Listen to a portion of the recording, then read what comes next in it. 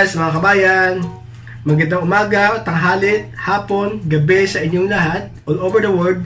Ngayon po ay ipapakita ko at i-share ko po sa inyo ang panibago kong recipe na LOMI. Ang LOMI po ay isang pagkain Pinoy. I hope mag-enjoy po kayo sa gagawin kong video, kabayan. And tara po, start na po tayo, kabayan. And 1, 2, 3. Ito na po ang aking ingredients sa paggawa ng LOMI. Meron po tayong cabbage, onion, garlic, green and red bell pepper, carrots, shrimps, squid, pusit, chicken, liver chicken, green onion or dahon ng sibuyas.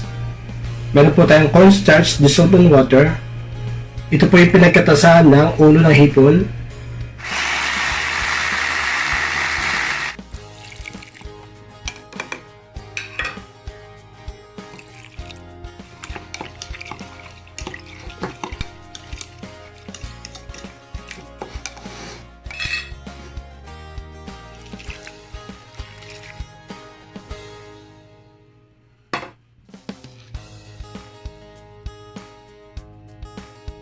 Meron po tayong skin or taba na manok. Ito po yung gagamitin natin para maging Checharon mamaya. Ito po yung palagay natin sa ibabaw ng LOMI. Black pepper, fish sauce, olive oil, salt, and sesame oil. Ito po ang isa sa pinaka-main ingredients natin, ang egg noodles or Miki na ginawa ko po nung nakaraang araw at 2 itlog. Now, start na po tayo, mga kabayan. Hi guys, ngayon po mag-start na po tayo magluto. Ang uunahin po natin ngayon sa pagluto ng LOMI, yung ating balat ng manok o yung konting taba ng manok na pagmamantikain po natin.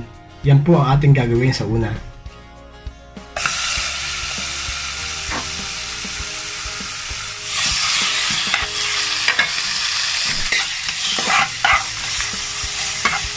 Yan po. Gagawin po natin siyang Checharon para pang ibabaw sa LOMI. Magmamantikain po natin siya. Lagyan po natin ng konting asin at konting bawang para magkalasa.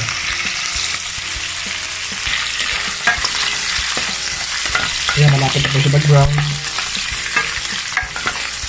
Ayan po, mga kabayan. Medyo crunchy na po yung ating balat ng manok. Mga kabayan, dito na po yung ating Checharon na palagay sa LOMI. Ngayon po mag-start na po tayo mag-isa. Lagyan po natin yung olive oil, sibuyas. Pagsabay na po natin ang bawang at sibuyas. Okay lang po yun.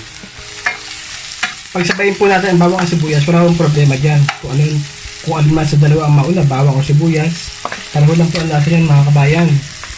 Nasa teknik lang po yung pagluluto kung paano natin mapasarap ang ating recipe.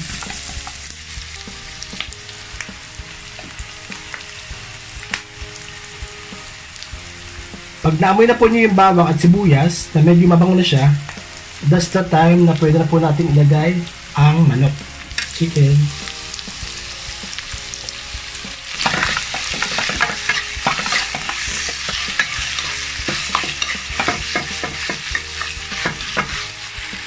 Then, takpan po natin 3 to 5 minutes po para malito yung manok.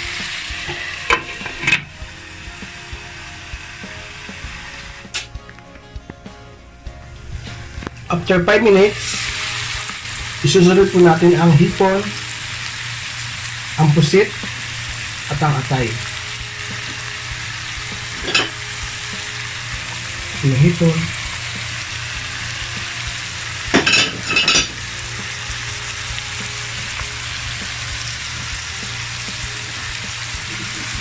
atay, at pusit. Ngayon po, i-mix po natin.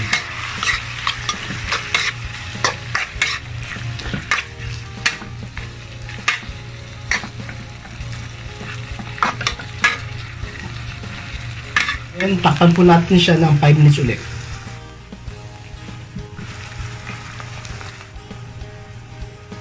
After po ng 5 minutes, ito na po siya. Ayan.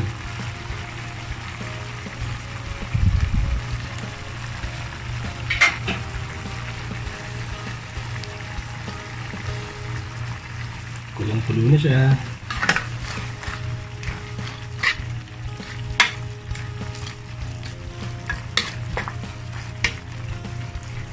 Ilalagay na po natin ang paminta, salt, ang patis. At ilagay din po natin ang katas ng hipon. Ito po. Ilagay po natin ulit. Takpan po ulit natin ng 5 minutes. After po ng 5 minutes, open na po natin siya. Ayan na po siya. Then, lagyan po natin siya ng ml of water. Ayan. Ayan po. Ayan po natin siya.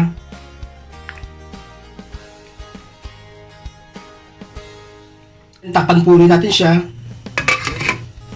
Pag kumukulo na po siya, pwede na po natin ilagay ang mga gulay. Ayan guys, kumukulo na po siya. Pwede na po natin ilagay ang mga gulay. Ang cabbage, carrots,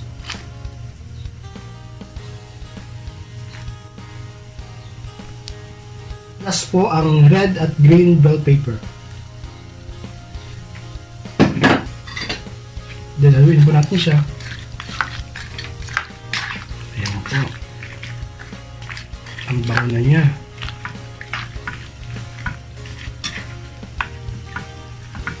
Pag kumulo na po siya, pwede na po natin ilagay ang egg noodles. Ayan po mga kabayan. Kumukulo na po siya, pwede na po natin ilagay ang ating egg noodles.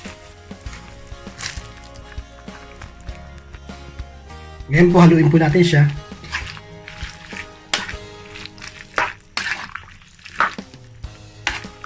Ang tip ko po sa inyo mga kabayan, huwag niyo po masyado i-overcook ang ating noodles kasi bakit po sa LOMI ang overcook ang noodles? Dapat mga 3 minutes lang, okay na po yan. Kasi luto na po ang ating noodles eh. Now, ilalagay ko na po ang cornstarch na nilagay ko po ng tubig. I-dissolve po natin siya sa water. Ang paglalagay po ng cornstarch, dapat po dahan-dahan lang kasi huwag po natin bibiglain. Kasi baka mamaya masyado malapot, hindi po maganda sa LOMI ang masyado malapot. Dapat yung pong lapot niya is katamtaman lang.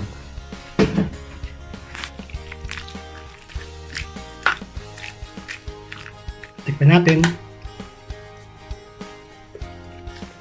Oh, masarap na siya. Napakasarap ng aking LOMI. Lalagyan ko na po siya ngayon ng itlog. Yan po ang pinaka-last. Ito na po ang itlog, 2 itlog lang po. Ayan.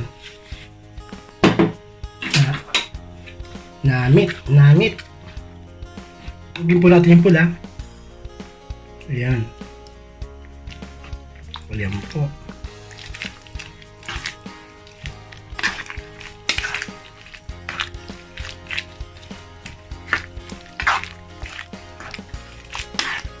Ayan po siya. Yan. And last, huwag po natin kakalimutan ang sesame oil.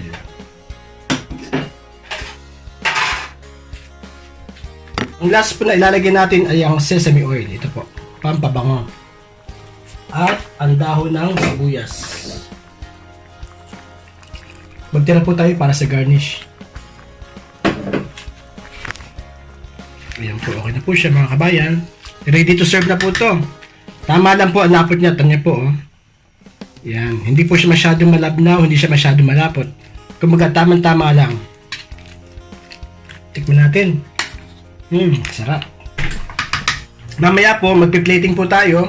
At doon ko po ilalagay ang mga ibang natirang sangkap gaya ng Checharon, yung pong ginawa kong Checharon, pati po yung dahon ng sibuyas, at yung ibang gulay at ibang chicken na nag-separate po ako para po palagay po natin sa ibabaw ng LOMI.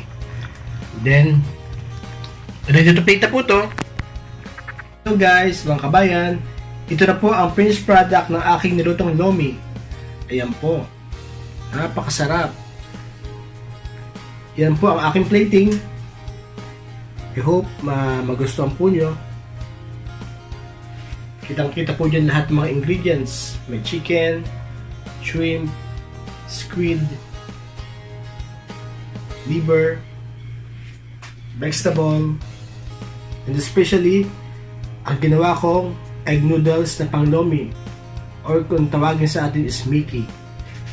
Yan lang po mga kabayan, and I hope may natutunan po kayo sa aking ingredients ngayon.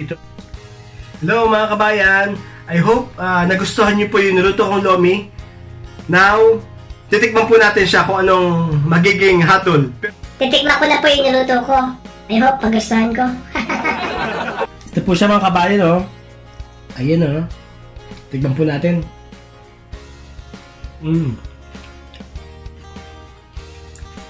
Sarap. Lasang-lasa po yung hipon. Yung katas ng hipon and yung pong Checharon na ginawa kong barat na manok. Pati po yung squid yung pusit. At hipon, lasang-lasa po talaga. Ito po, sarap talaga, oh. Kain po tayo kabayan. Ito po, oh. Marap. I hope nag-enjoy po kayo sa ginawa kong video. And please, mga kabayan, guys, don't forget to subscribe my channel. Gaya po nasabi ko, bago lang po ako dito. Sana po, support nyo po ang channel ko. And please don't forget to subscribe my channel. Nang sa ganun po, lahat ng mga gagawin kong video, ma-notified po kayo.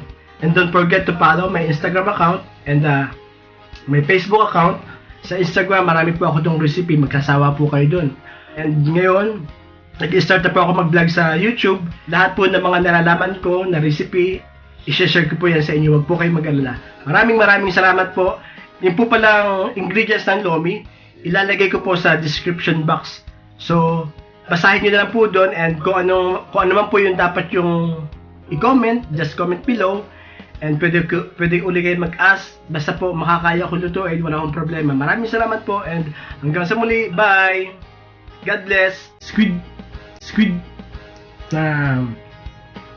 pati po yung squid, yung pusit, at hipon, lasang-lasa po talaga. Ito po, sarap talaga, oh. Kain po tayo kabayan. Ito po, oh. Marap. I hope nag-enjoy po kayo sa ginawa kong video. And please, mga kabayan, guys, don't forget to subscribe my channel. Gaya po nasabi ko, bago lang po ako dito. Sana po, support nyo po ang channel ko. And please don't forget to subscribe my channel. Nang sa ganun po, lahat